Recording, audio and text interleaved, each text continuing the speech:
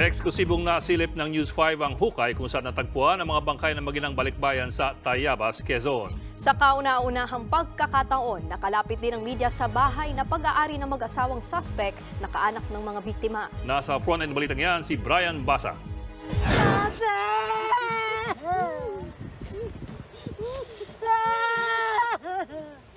Napahagulgol ang mga kaanak ng mag-inang balikbayang pinatay sa Tayabas, Quezon nang makita nila ang hukay kung saan inilibing ang mga biktima.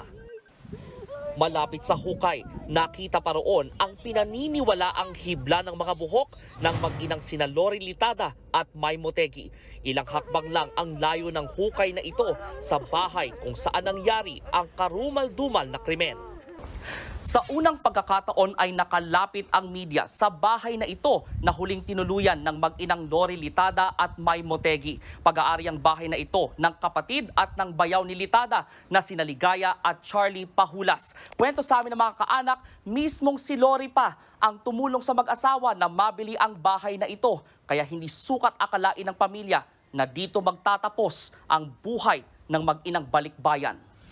Ang isa pang kapatid ni Litada na si Beverly nagtataka kung paanong nagawang patayin umano ng mag-asawang Pahulas ang mag-ina, gayong sila ang pinagkakatiwalaan nito. Hindi namin matanggap na gano'n ang ginawa niya sa kapatid namin. Dugot laman niya, bakit binanyan niya?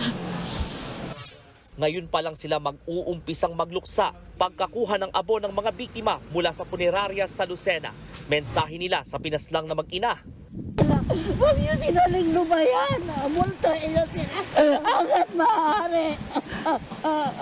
Naisampa na ang reklamong double murder laban sa 4 na suspect, kabilang ang kapatid ni Lori na si Ligaya Pahulas. Pinaghahanap pa ang 3, kabilang ang asawa ni Ligaya na si Charlie Pahulas. Pera o personal na galit ang nakikitang motibo sa krimen dahil sa malaking halaga ng perang dala ng mga biktima galing Japan. Mula sa Tayabas, Quezon, nagbabalita mula sa Frontline, Brian Basa, News 5. Mga kapatid, Lucy Cruz Valdez po, maging maalam at may pakialam sa mga napapanahong balita sa bansa. Tumutok at mag-subscribe sa News 5 social media pages.